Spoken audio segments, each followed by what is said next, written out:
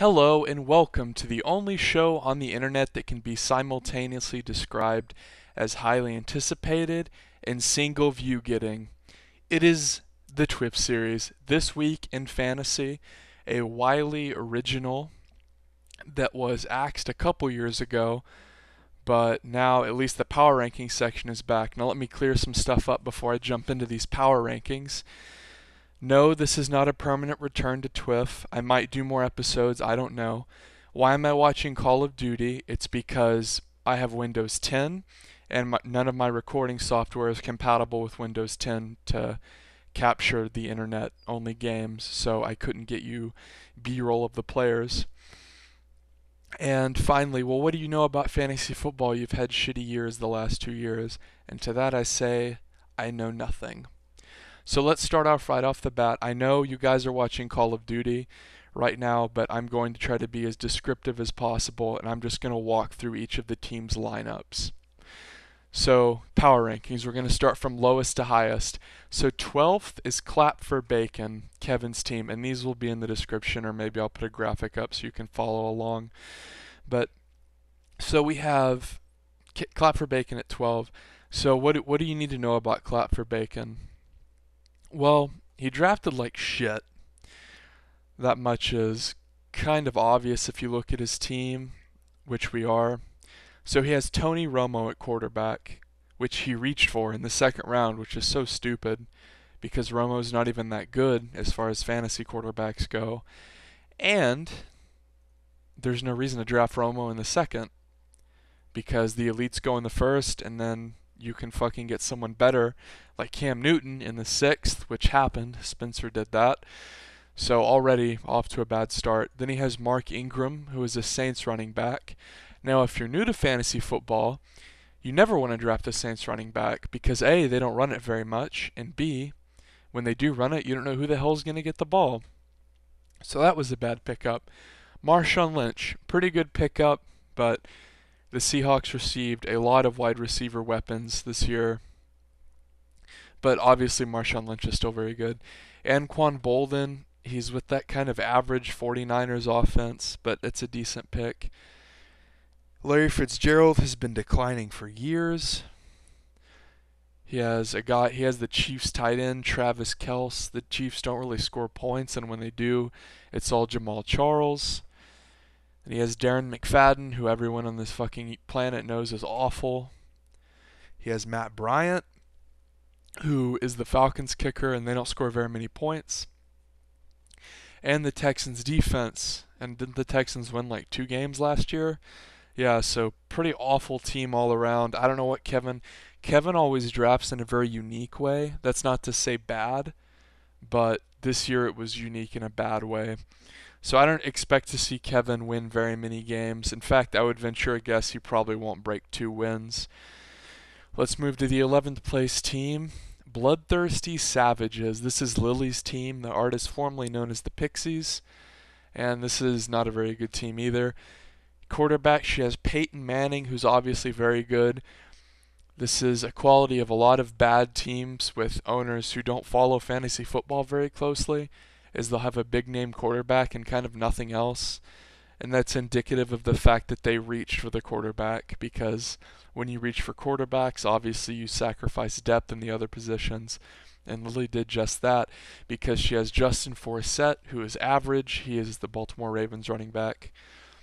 And a guy for the St. Louis Rams who splits time named Todd Gurley. Not to mention the fact that Gurley's a rookie. Then she has Torrey Smith, who's kind of there with Anquan Boldin. Anquan Boldin has had tons of receptions in the past 10 years. I mean, he just gets receptions. That's what he does. He's Anquan Boldin, so that's a lot of Torrey Smith's attention taken away. She has Jordan Matthews, who is a receiver for the Eagles, and I'm sure she is going to hope that he fills the role that Jeremy Maclin left. However, with the quarterback situation looking extremely Christian, and by that I mean Tim Tebow, Jordan Matthews doesn't look to have a very good year. And you say, Wiley, Tebow's not the starter. I say, who cares? She has Gronk, who is very good, but, tight end, doesn't exactly score that many points. LeGarrette Blunt-Blowin, Patriots running back. He's never been talented. He had a stretch on the Bucs where he scored some touchdowns, but he's not particularly good. Mason Crosby, he's good, but I mean it's a kicker. And the Arizona Cardinals defense, which defense doesn't really mean very much in our format of league, but the Cardinals is not exactly one that you would want. And by the way, I might have to do gameplay back-to-back for this because these videos do run long since I have to talk about all of the starters. So not a very good team there.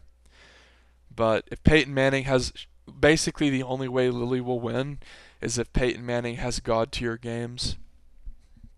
And Gronk. And like, two things have to happen. Peyton Manning has to go God mode, and Gronk has to do very well. So that's another not a very good team. Now for 10th place, we have C. Gouch, the always entertaining Christian Gouch. Now, I rank C. Gouch pretty low in almost every power ranking I do, and he just continuously does well. It's really weird. But here he is again at 10th. His team, Tom Terrific. Tom Brady, of course, got off of that suspension. So C. Gouch got him late. Good for C. Gouch. Obviously, Brady's probably going to put up pretty good numbers despite his off season last year. CJ Spiller has been disappointing his whole career, and he's a Saint now, so don't expect that to change. Dougie Martin, the Tampa Bay Buccaneers running back. If you're a Tampa Bay believer and you think fucking Jameis Winston is going to carry them to the top, which C. Gouch might, I know he's a big college football fan, then yeah, Dougie Martin, woohoo. But if you live in reality and you know Dougie Martin gets hurt every year and he's not that good to begin with, then Dougie Martin is just average. The only thing that you can say about Doug Martin is he doesn't split time, I don't think. It's so fucking hard for me to keep track of what running back splits time and what doesn't because it seems like they all split time now. However, I'm under the impression Martin does get the majority of carries. C. Gouch got Antonio Brown, last year's leader in receiving yards, obviously a very good pick. He got Brandon Cook from the Saints. You really don't want to have a single Saints member on your team except for Drew Brees, in my opinion, just because they spread the ball around so much and they have so many people who will end the game with like 15 yards and a touchdown. In my opinion, Marcus Colston was the closest that team ever had to a consistent receiver, and even then, he wasn't that great. Of course, C. Gouch had to go for the big name, Jokey Graham. Now plays for the Seahawks. I have no idea how Jimmy Graham will be as a Seahawk, but it's a good pick nonetheless. He also has Victor Cruz. The Giants kind of run in the same vein as the Saints. You're flipping a lot of coins, and you're hoping that they're the one player who gets the touchdowns that week. Victor Cruz isn't a very reliable player, and he got injured last year, and Eli Manning bonded with a lot of other receivers, so Victor Cruz's stock is kind of not very high. Steven Gostkowski, he's a New England Patriot, big fucking deal. He'll get his points in. You don't have to worry about that, but he's not as prolific as some of the other kickers. Rest in peace, David Akers' career.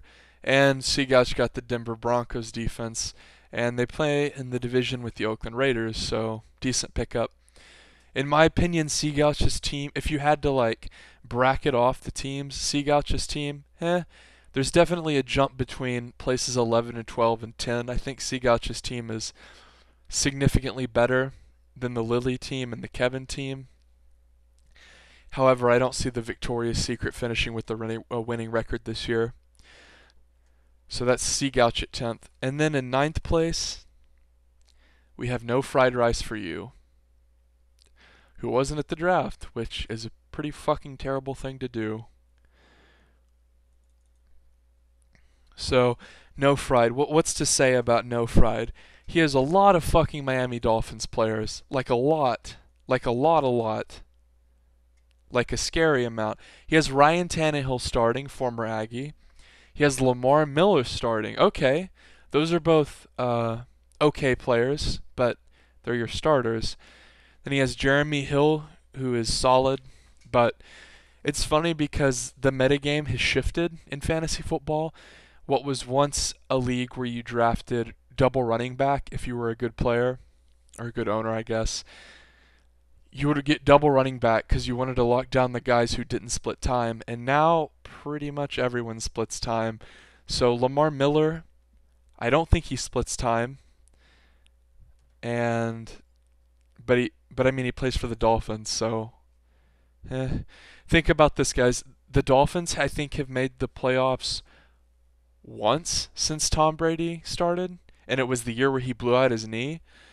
They're just not a very good team, and yeah, they play the Bills and Jets, but they're also shit. The Dolphins in the last couple years have been on the cusp of not shit.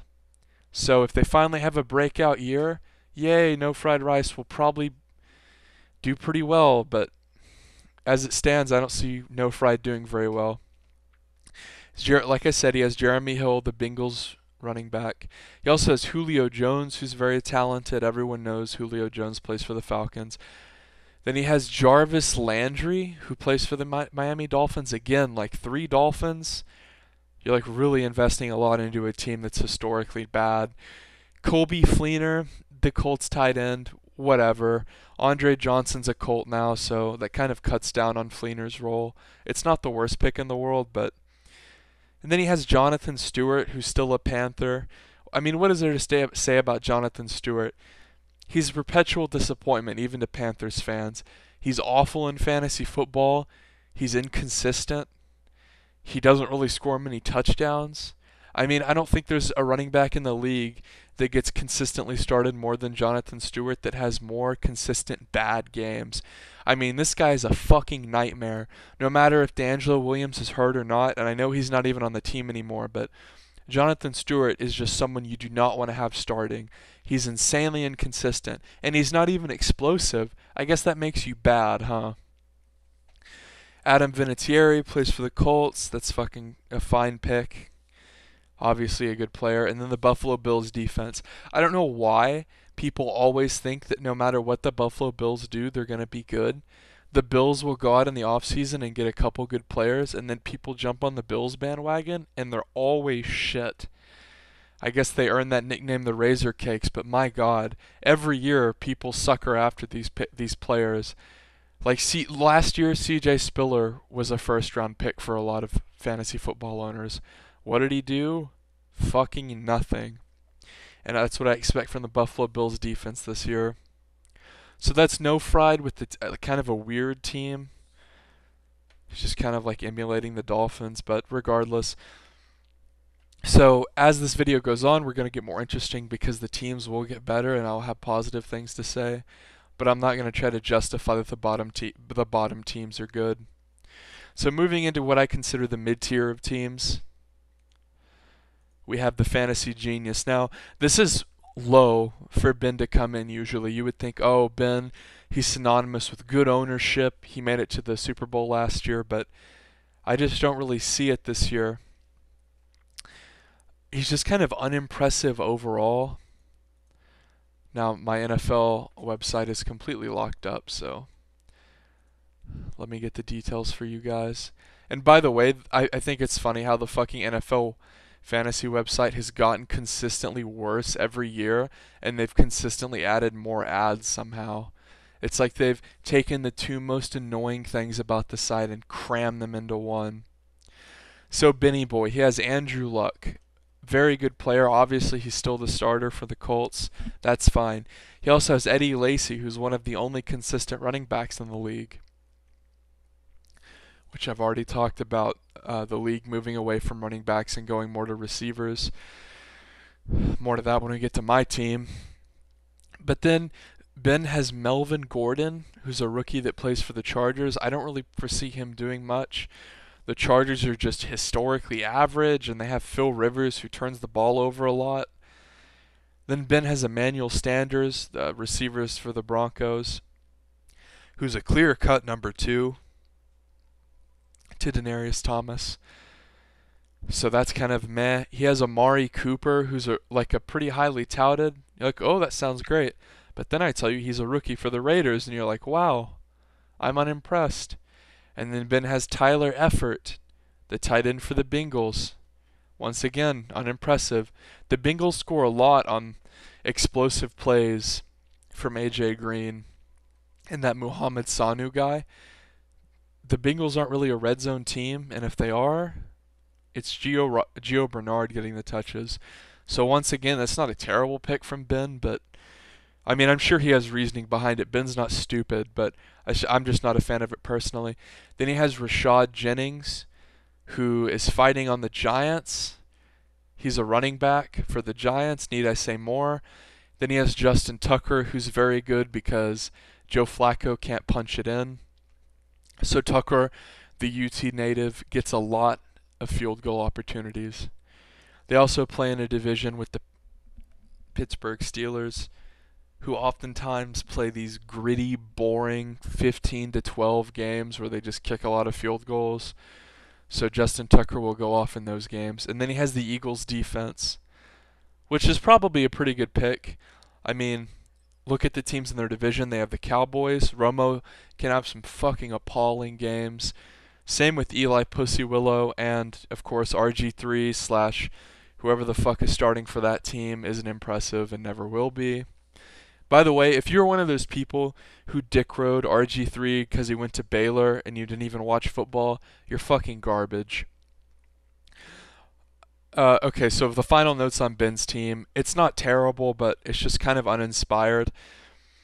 So Ben is 8th. And then if we go into Kevin at 7th, Kevin the King of swag, Black Magic, a new owner. Finally, the Cure Sucks was removed the fuck from the league. He contributed nothing. He was inactive. He was talentless. His teams were uninspired. He never posted. Basically, the Cure Sucks was a leech. But Kevin Travier, one of my personal favorite people, drafted what I consider to be a solid team. He has Aaron Rodgers, a phenomenal player, one of the best fantasy players anyone can have. He has Andre Ellington. What do I know about Andre Ellington? I know that I had him last year and he sucked penis. And I know that he's, once again, a typical running back that Fabiano touts really highly in the preseason, who will turn out to be a mixture of average and bad. Ellington doesn't split time, so that's an inherent good thing, but he's not really impressive. The King also has Carlos Hyde, who's kind of competing in this weird timeshare thing with the 49ers, who I don't really buy as a team, but Frank Gore left, so maybe he does something. So like Kevin already has two kind of like question mark running backs, which is going to hurt you from getting that high on the leaderboard. If you look, when we'll get to my team, but I have the same problem, but with explosive receivers. Kevin's team is very similar to my team, but instead of having explosive all-stars at receiver, he has kind of just generic good, like average people, like T.Y. Hilton. I mean, he's okay. He's not great. Or no, he's not okay. He's above average. He's good. He's solid. Not great. Alshon Jeffrey, same deal. He's somewhere between good and very good, but he has Jay Cutler throwing to him. And then he has Zach Ertz, the Philadelphia Eagles tight end. I mean, I can give or take Zach Ertz. Not awful, but not impressive. And then to round out the King of Swags, four-man group of unimpressive but above average players, we have Golden Tate, who of course put up good numbers last year after Megatron's injury. However, Megatron is healthy. And then he has Nick Foles, who plays for the Jets, so Nick Foles is not good. Or Nick Folk, excuse me, not Nick Foles. And then he has the Carolina Panthers D, who plays in a division with the hopeless Atlanta Falcons. And New Orleans, who is pretty good at scoring points, so they're not a bad team. And that other team that the Panthers are in a division with that I can't think of. Panthers, Falcons. What the fuck? Panthers, Falcons, Saints. Who else, guys? Oh, the fucking Buccaneers. Yeah, so the Carolina defense is great to have because the Buccaneers offense is so bad and forgettable that I literally forgot about it. So nice. I know Kevin has probably played football in the past, but it's his first year in our league. And in my opinion, this sets him up to be respectable. The last thing you want when you join someone else's league is to bomb the fuck out. In my opinion, what you look for is like, you want him to be active, you want him to post on the message boards, and you want him to have a winning record.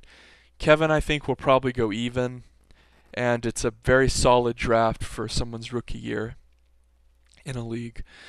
Now, Bing Bong is coming in right now. Now, this is Bing Bong at a droopy 6th. Now, originally I saw this team and was like, holy shit, this is a good team. But then I just kind of looked, and I'm like, yeah, this is a typical Cameron team. Big name quarterback, Russell My Jimmy's Wilson, which Cameron took in the first round.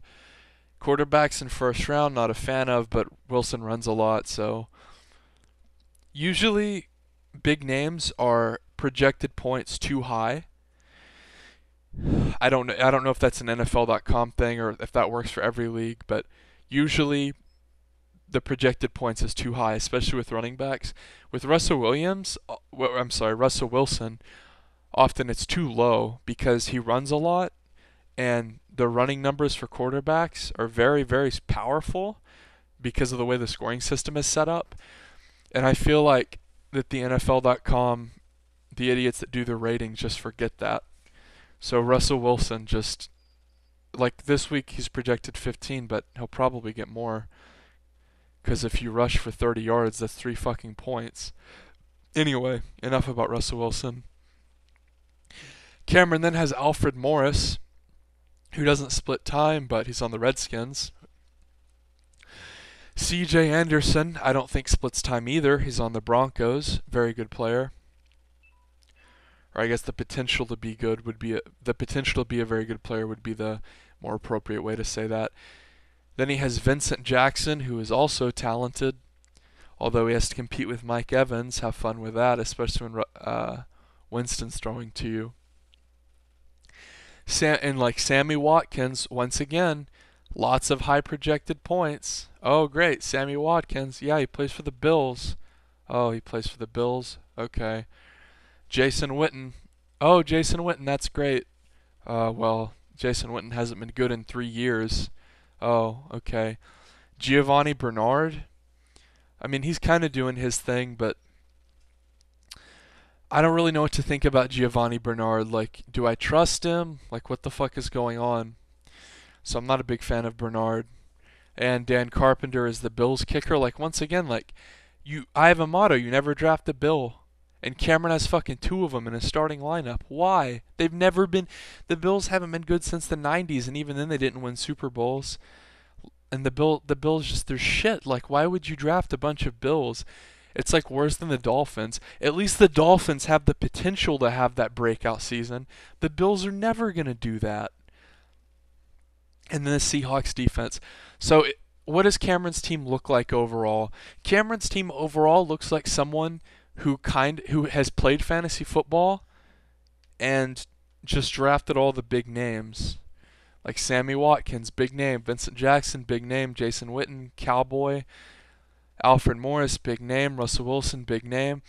But I don't feel like Cameron really read into these picks a lot. Like Dan Carpenter. Oh, yeah, I've heard of that guy. Oh, but he plays for the Bills.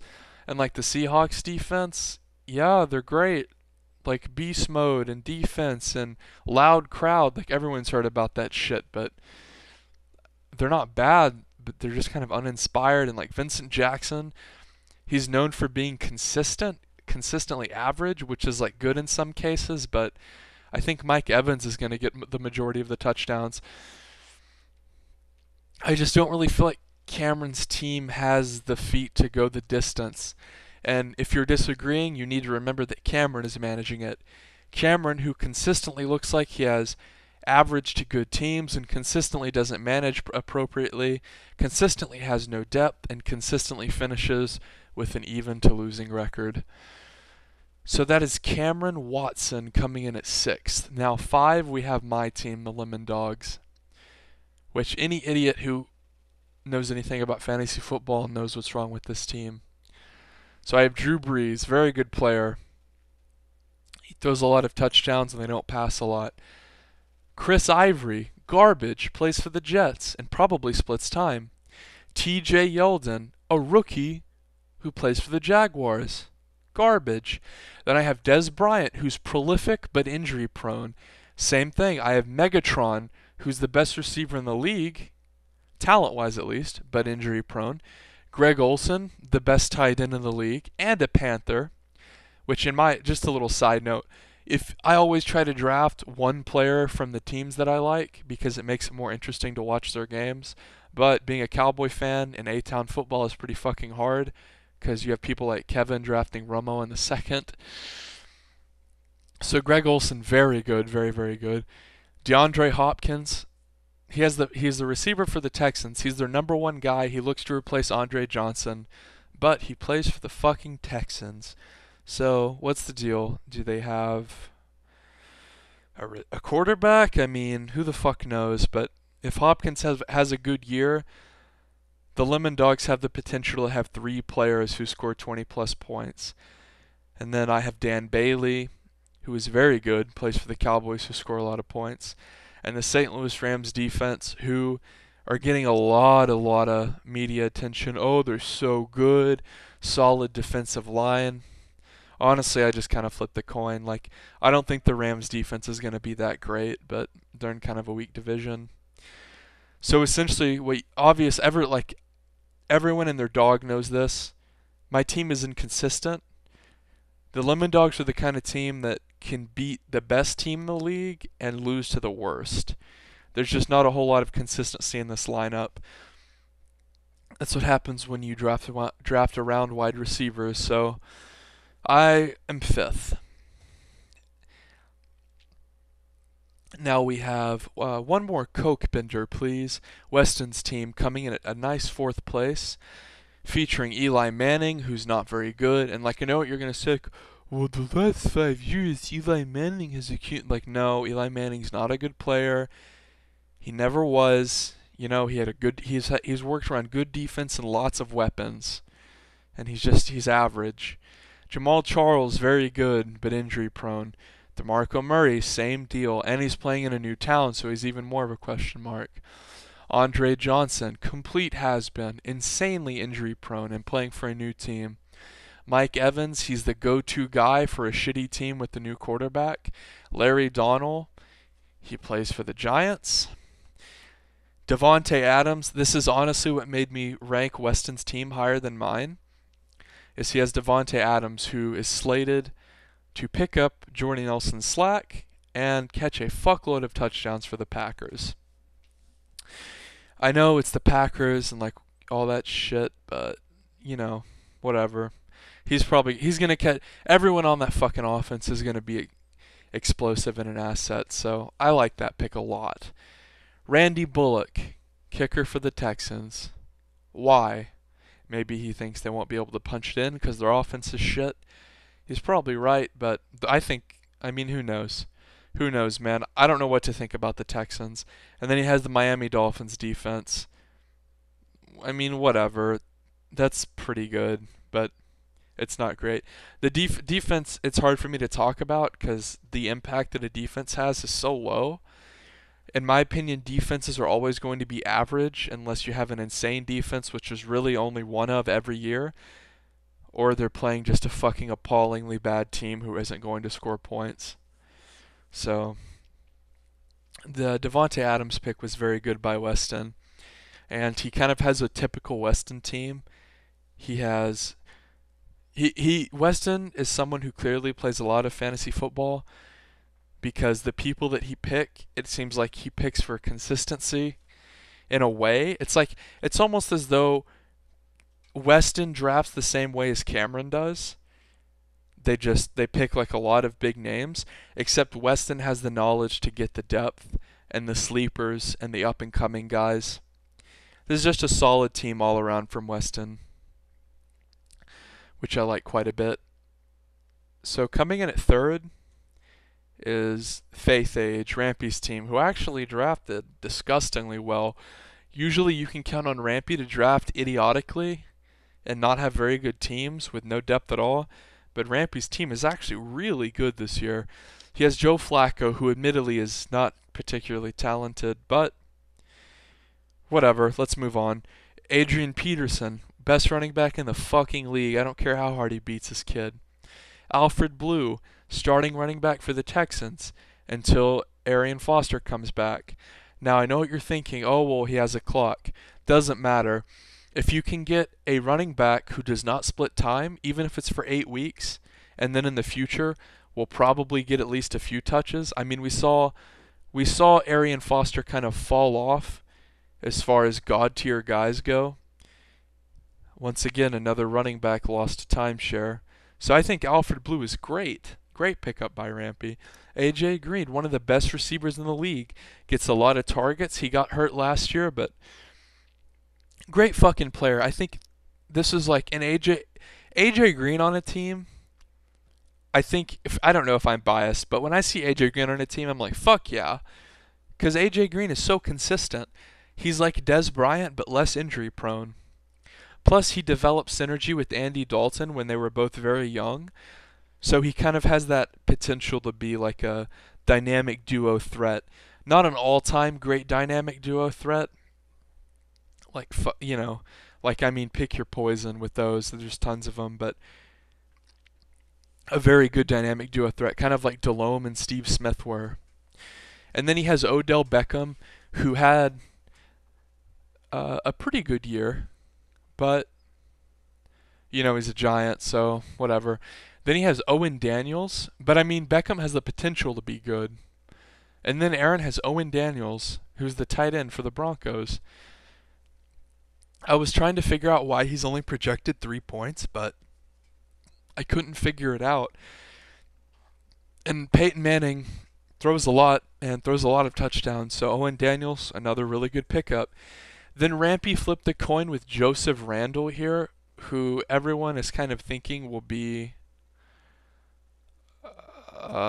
at least, I don't know. Obviously, the thing I know the least about is the running back situations. I'm sure if you've actually watched this far into this fucking video, you know that. But Joseph Randall, I think, is going to get most of the Cowboys snaps. I mean, I follow football, but you have to really fucking follow football to try to figure out who is going to get these freaking snaps out of the backfield. Because every year it gets more and more watered down, and every year it seems like one of the guys who was the solo carry of their team is now having split time. Once again, I know I've already mentioned this, but running backs are becoming less valuable inherently just because they have the potential to score so many less points. And then he has Steven Hauschka, who's on the Seahawks. That's fine. That's kind of, I'll like take or leave that. Then he has the Dallas Cowboys defense, which improved a lot last year, and plays offenses that are very turnover prone in their division. I've already talked about that. As I move, I'm going to kind of say less about the higher teams because a lot of the points I've made, they reapply. So I was talking about like an Eagles player, and I was like, oh, well, he plays in the division with these things. And then I get to the Cowboys defense, and there's really no need to repeat the reasoning for what I think. Anyway, I know this is kind of rambling, but after a 2-year absence, I thought you guys might like him long, because I already know you guys like him big. So, okay, so in second place we have Spencer's team, Jay Cutler's breakout season, which I gave the first place award to literally only because of the name. No, just kidding. This is actually a really dope team. He has Cam Newton, who is very, very good, and he fucking stole Cam Newton. Holy shit. Newton is kind of injury prone, but he's a running quarterback, so if he stays healthy, he's one of the best. D'Angelo Williams, who's fucking horrible and plays for the Steelers and won't get many touches. He has the Raiders running back. I mean, that's all you need to know. But then, listen to this. You're like, wow, that doesn't sound like a very good team with those two running backs. But listen to this, guys. He has Denarius Thomas, who's a fucking offensive nightmare for defenses to deal with. He's so good and plays with such a good quarterback.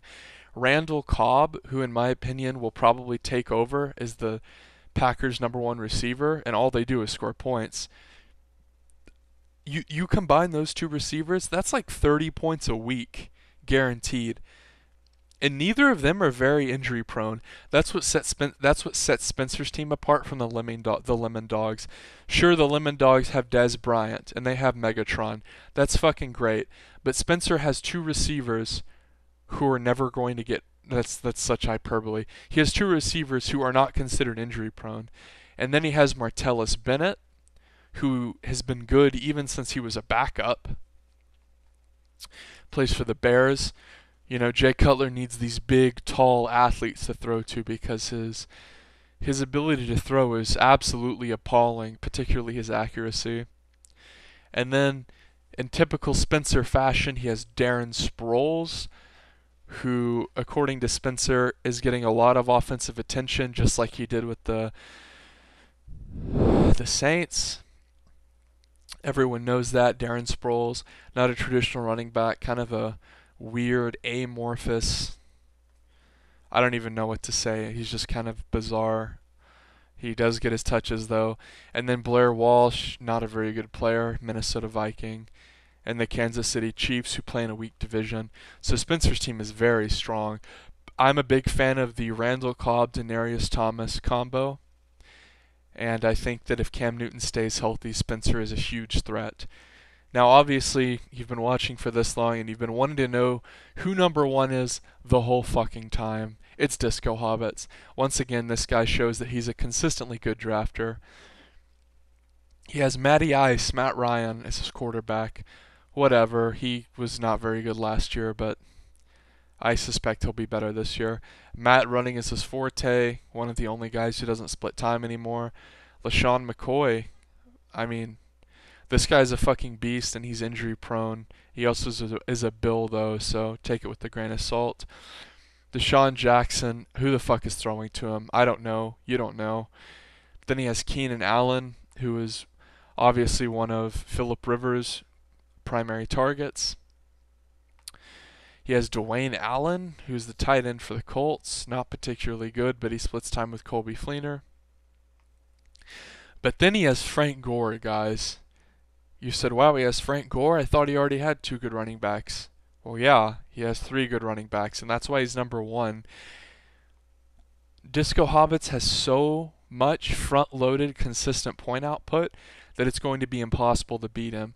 Knowing that he's such a good, well, not literally impossible, knowing he's such a good owner means that this team is destined, and I mean destined, to win 10 games this year. Like, in what world is Disco Hobbits going to score less than 90 points? He's almost never going to have a bad week. He has Matt Forte, LaShawn McCoy, and Frank Gore. Until McCoy gets hurt, that's fucking like 50 points right off the top. And then he has Cody Parkey, who is the Eagles kicker, and the Eagles score quite a few points. And he has the Packers defense, who play in a division that is often plagued with snowstorms, especially later in the season, and they lead to these like boring, short-scoring games. They play in a division with Jay Cutler, who turns it over. Same goes for fucking Matt Stafford. And the Minnesota Vikings just kind of blow. So, in my opinion, I look at this team and it's not the most explosive, but it's the most consistently good, and it's the team that I look to be the strongest and most consistent overall. However, I think if you contrast it with Spencer's team, I think that Spencer's team is more explosive but not as consistent. So if you manage to make it to the end of this TWIF, I don't know how the fuck you did it, because I literally talked for 40 minutes. And at this point, I have no idea what you'll be watching, but that was This Week in Fantasy. If you want this shit to continue, which like it probably won't week to week because of the recording issue, but if you want me to possibly do like a playoff preview, a mid-season, post that shit in the comments what you want to see. And also, if you have any desire to do these type of videos yourself, you have all my blessing. I'm not possessive about the intellectual property of these type of videos, despite me pioneering the format. If you want to do TWIF, go right ahead. I don't even give a shit if it's someone like Rampy, who I don't even think knows that much about fantasy football. Go ahead, do TWIF. I encourage it. I'll be there watching every one of them. But Expect this to be the last TWIF for a long time, but I got a lot of requests to do this, so I thought I would bang it out. And I'm going to go listen to the new Iron Maiden record. I'll see you guys later.